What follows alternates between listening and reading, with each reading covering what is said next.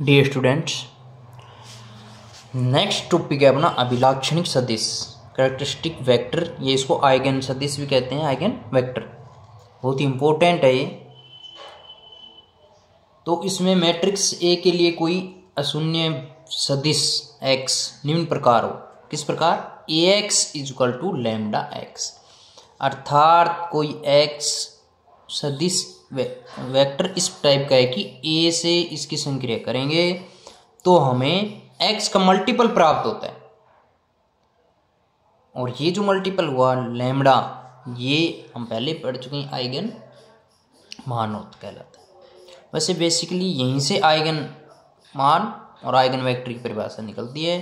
वो एक तरीका था जो हम ए माइनस लैम्डा आई का डिटरमिनेंट 0 करते थे, उससे हम लैम्डा का मान निकालते थे। ठीक है, तो A x is equal to lambda x, पक्षांतर करने पर A x minus lambda x is equal to 0।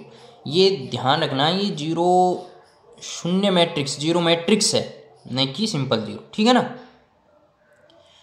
इसी प्रकार इसमें एक्स कॉमन अगर संक्रिया करेंगे तो ए माइनस लैम्डा, और यहाँ देखो आइडेंटिटी मैट्रिक्स आएगी। मैट्रिक्स में ही घटता है, इसलिए यहाँ हम आइडेंटिटी मैट्रिक्स लगा सकते हैं। यहाँ तो lambda i dot x equal to 0। तब सदिश एक्स मैट्रिक्स ए का आइगन मान लैम्डा के संगत आइगन सदिश कहलाएगा, क्योंकि आइगन सदिश एक मैट्रिक्स के एक से अधिक हो सकते हैं, 2 हो सकते हैं, 3 हो सकते हैं, 4 हो सकते हैं, जितने ऑर्डर के उतने अधिकतम हो सकते हैं। ठीक है ना। तो लैम्डा के संगत ये आइगन वेक्टर कहलाएगा। ठीक है, अर्थात A x equal to lambda x, तो लैम्डा क्या होगा? आइगन वैल्यू, और एक्स आइगन वेक्टर। अब कुछ नहीं है, जो हमारा जो एक्स है तो उसके मल्टीपल भी इसको संतुष्ट करते हैं। जैसे एक्स वेक्टर आया तो इसको मैं 2 से मल्टीप्लाई करके लिख दूं 2x, तो यहाँ भी फिर हमें 2x प्राप्त होगा। मतलब मैं उसको नया नाम दे दूँ एक डैश, तो कहने का मतलब है वो अनंत ऐसे वेक्टर प्राप्त होंगे। तो मैट्रिक्स ए की किसी आइगन मान के संगत सभी आइगन सदिशों के समुच्चय को सदिश समष्टि कहते हैं। ये हम एग्जाम्पल करेंगे जब और क्लियर हो जाएगा, इतना बड़ा इशू ये नहीं है। ठीक है, जैसे for example A equal to 2 2 0 2 2 1 2 1 1 minus 7 2 minus 3 के आइगन मान में आइगन सदिश निम्नानुसार होंगे, आइगन वैल्यूज और आइगन वेक्टर। अभिलाक्षणिक समीकरण इसका क्या होगा? A minus lambda equal to 0, A minus lambda I का डिटरमिनेंट इक्वल टू 0। तो इससे हम क्या निकालेंगे? आइगन मान निकालेंगे। तो इसके लिए ए माइनस लैम्डा ये होगा, जो मुख्य विकर्ण के अवयव हैं उसमें से लैम्डा माइनस होगा 2 minus lambda 1 minus lambda minus 3 minus lambda equal to 0। इसको सोल्व करेंगे। मैं आपको ये व्हाट्सएप ग्रुप में ये PDF भी इसकी शेयर कर दूंगा, तो देखने में कोई दिक्कत नहीं होगी। और ये देखिएगा, इसको सोल्व करने पर हमें क्या प्राप्त होगा? Lambda cube minus 13 lambda plus 12 equal to 0।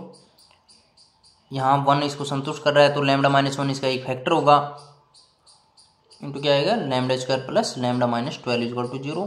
इसके भी फैक्टर करने पर lambda minus 1 lambda minus 3 lambda plus 4 equal to 0। तो हमारे आइगन वैल्यूज हमारी क्या आई? 1 3 माइनस 4। यहाँ तक हम पहले भी पढ़ चुके हैं, हमने कुछ नया नहीं किया है इस एग्जाम्पल में। अब हम देखते हैं किस प्रकार आइगन वैल्यूज के रेस्पेक्ट में आइगन वेक्टर प्राप्त करते हैं। तो उसका प्रोसेस क्या होता है वो हम देखेंगे। तो इसमें क्या होगा? देखो, नाउ फॉर आइगन वेक्टर माना x इक्वल टू क्या है? x1 x2 x3, कुछ भी मान सकते हैं, xy z मान सकते हैं। तो हमने यहाँ माना x1 x2 x3 आइगन मान लैम्डा के संगत आइगन वेक्टर सदिश हैं। तब ax equal to lambda x A minus lambda I x equal to 0। A minus lambda I क्या होगा हमारा? ये प्राप्त होगा, जो भी हमने सोल्व किया ये होगा। ठीक है ना। हमारा केस फर्स्ट क्या है? लैम्डा इक्वल टू जो 1 है, तो 1 इसमें रखेंगे तो हमें ये प्राप्त होगा मैट्रिक्स। इसको सोल्व करने पर x1 plus 2x2 equal to 0, 2x1 plus x3 equal to 0, minus 7x1 plus 2x2 minus 4x3 equal to 0। यहाँ से हम क्या लिख सकते हैं? x2 equal to minus x1 by 2 x3 equal to -2x1, ये दोनों मान x2 x3 किस में रखते हैं तो ये संतुष्ट कर रहे हैं।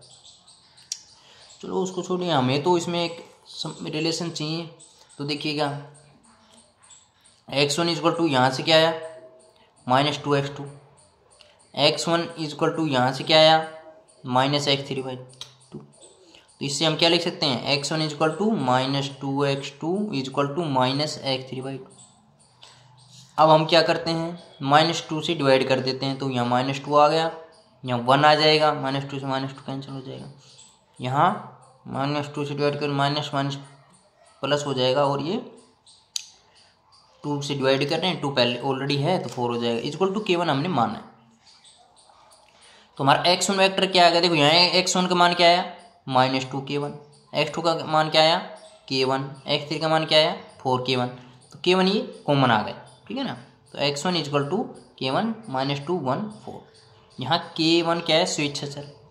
अब इसमें देखो हम और भी कॉमन लेके लिख सकते हैं, यहाँ -2 कॉमन ले लेते तो यहाँ बदल जाते, पर वो एक ही बात, क्योंकि K1 क्या है स्वेच्छाचार, तो ये बदलते रहेंगे, पर एक ही संख्या से मल्टीप्लाई करेंगे इनको सभी से, है ना, दिक्कनुपात टाइप में काम करेंगे। अतः आइगन मान लैम्डा इक्वल टू 1 के संगत आइगन सदिश आइगन वेक्टर x1 है, K1 स्वेच्छाचार है, अतः ऐसे सदिशों की संख्या अनंत होगी। देखो यहाँ K1 का मान 1 दे दिया तो एक वेक्टर प्राप्त होगा, 2 दे दिया दूसरा, 3 दे दिया तो इस अनंत K1 क्या है मान अलग अलग देंगे तो ये अनंत वेक्टर में ऐसे प्राप्त होंगे। तो हमें लैम्डा इक्वल टू 1 जब आइगन वैल्यू थी तो हमें ये आइगन वेक्टर प्राप्त हुआ। अब हम देखेंगे कि जब eigen value lambda equal to 3, तो हमारे समीकरण 1 में रखने पर मान लैम्डा इक्वल टू 3 ये प्राप्त होगा, उससे ये समीकरण होंगी। इन दोनों से हमने क्या किया x2 को गायब कर दिया, इनको सिंपली इनका ऐड किया है, ऐड करने पर ये प्राप्त हुआ, इसमें -5 कॉमन आ रहा था, x1 + x3 = 0। तो यहाँ से हम क्या लिख सकते हैं x1 = 2x2, यहाँ से क्या लिख सकते हैं x1 = -x3, तो x1 = 2x2 = -x3। इसको हम 2 से डिवाइड कर दें तो x1/2 = x2/1 = x3/-2 = K2 हमने माना। तो x1 का मान क्या हो गया 2K2, x2 का मान K2, x3 = -2K2। तो यहाँ रखेंगे 2K2 K2 -2K2 K2 common आ गया, x2 = हमारा क्या प्राप्त हुआ K2 2 1 -2। इसी तो ये भी अनंत वेक्टर हैं क्योंकि K2 का मान देते जाएंगे, स्वेच्छाचार है। इसी प्रकार लैम्डा इक्वल टू जो -4 हो तब समीकरण 1 में रखेंगे तो हमारे लैम्डा का मान हमें ये प्राप्त होगा। इसको सोल्व करने पर यहाँ से देखो हम